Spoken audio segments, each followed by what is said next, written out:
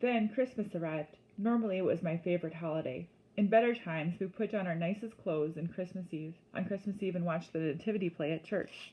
Later that night, my sisters and I would catch swarms of flying ants that arrived each rainy season, then roast them in a flat pan with salt and eat them with Nizma.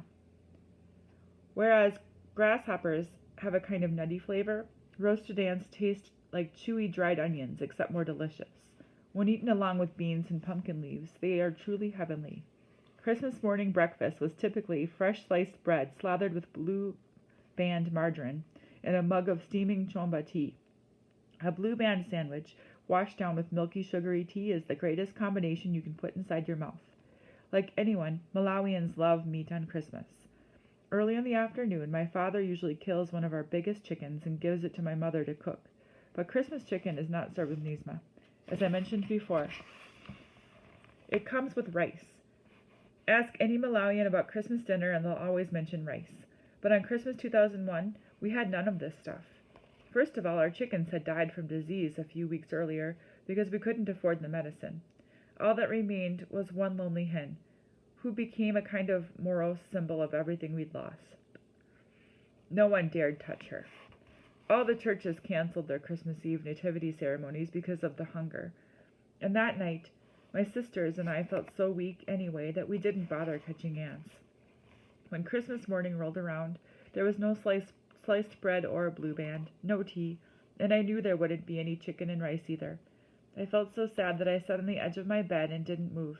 I heard the sounds of the radio coming through my door. The DJ was playing Silent Night, and it only made me angry. How dare they play that song, I thought. I grabbed my hoe and headed straight for the fields, anything to keep my mind off Christmas. Around noon, my mother did manage to serve us a holiday lunch, but it was just the usual blob of Nizma.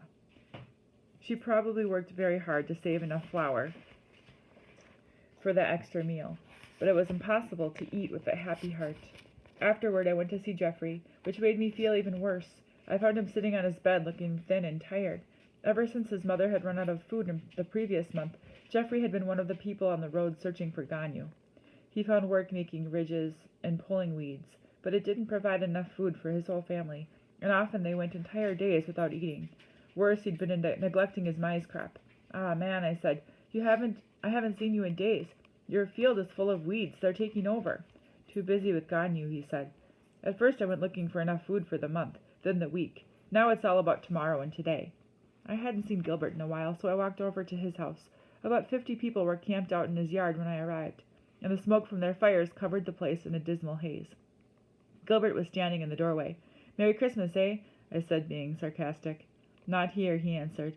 "Well, surely Chief Wimby has prepared some delicious chicken and rice." Gilbert shook his head in disappointment. "These people have taken almost everything from us. It's only beans and Nizma today." My nose cut something terrible in the breeze. It made my lips curl. "What is that?" I asked. "Oh," he said, pointing toward the campers. "They're not even bothering with the latrine anymore. Now they're just defecating on our grass. Be careful where you walk." "Yeah, for sure." With Jeffrey busy with Ganyu and Gilbert busy with hungry people, I decided to see if my cousin Charity was around. Charity was a few years older. His parents lived in another village where he worked the fields around Wimbe. He lived by himself in a kind of cool clubhouse, where teenage boys gathered to discuss soccer, girls, and whatever else I never really knew, since most of the time they kicked me out. Whenever one of them said, "William, I think I hear your mother calling," I knew it was my signal to leave. This time, though, Charity seemed happy to see me. No one wants to be alone on the holidays. He invited me inside where a small fire was burning in a cooking pot. "It's Christmas and I'm starving," he said. "I haven't eaten a thing." "Yeah," I said. "I'm hungry too." The two of us began thinking of ways to get food. The mangoes were all eaten and gone, and the businessmen in the trading center wouldn't dare give us any flour. "What about James?" I said. Our friend James ran a kind of kanyanya stand, but instead of selling fried goat meat, he boiled the brains and hooves, something called head cheese. Trust me, it's more delicious than it sounds. In fact, my mouth watered just thinking about it. "Perhaps James will be generous on Christmas and let us have some," I said, feeling confident. Charity waved me off. "Don't be stupid." Then his eyes brightened and he said, "But he does throw away the skins." "Can you eat that?" I asked, twisting my face. "I'm thinking, why not? What's the difference? It's all meat, right?" "Yeah, I guess you're right." The hunger had screwed up our brains. On the way to see James, we passed the other Kanyanya stands. A group of wealthy businessmen stood around, eating meat and fried potatoes. They laughed and joked as they devoured the greasy bits, not even stopping to swallow before stuffing their faces again.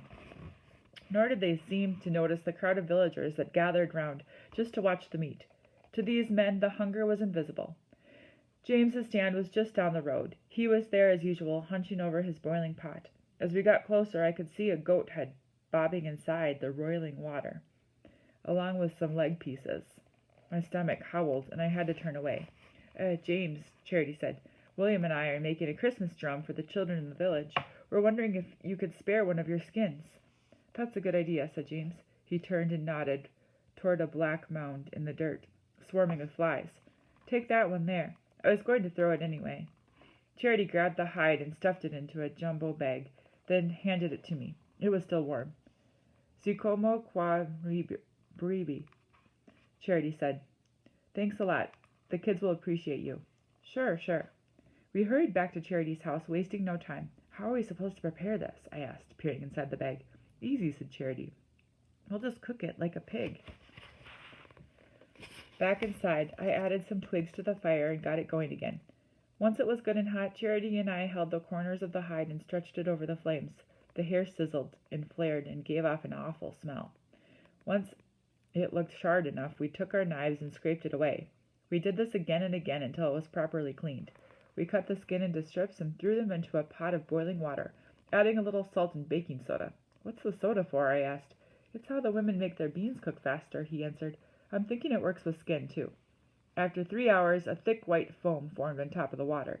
Charity took out his knife and fished through the froth, pulling out a steaming piece. It was gray and slimy. He blew on it to cool it down, then popped it into his mouth. His jaws worked and worked, trying to chew it up. Finally, he swallowed. How was it? I asked. A little tough, but we're out of firewood, so let's eat. I snagged a long piece of skin with my knife and held it to my fingers. It was sticky, as if covered with scalding glue. I stuffed it into my mouth and breathed in, feeling the rush of heat instantly calm my angry belly. As I chewed, the juices sealed my lips shut. Merry Christmas, I managed to say. Yeah, Merry Christmas. Just then I heard a clawing at the door and realized it was Khamba. He must have smelled the Christmas meat all the way from home and came running. His bony frame was bent and tired, but his tail was wagging. I was glad to see him. Give some to that dog, Charity called out. It's dog food we're eating anyway. I bent down and rubbed Khamba's head.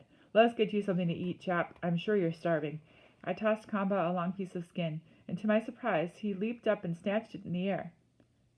Just like old times, I went to the pot and pulled out 2 more giant handfuls. After he'd finished his meal, the life seemed to return to his body. I lost count of how many pieces I ate myself, but after about half an hour of chewing, Charity and I gave up because our jaws were too tired. As the sun went down that afternoon, the 3 of us sat around the cold fire, content with the warm feeling of meat in our stomachs, because that's what Christmas was all about anyway.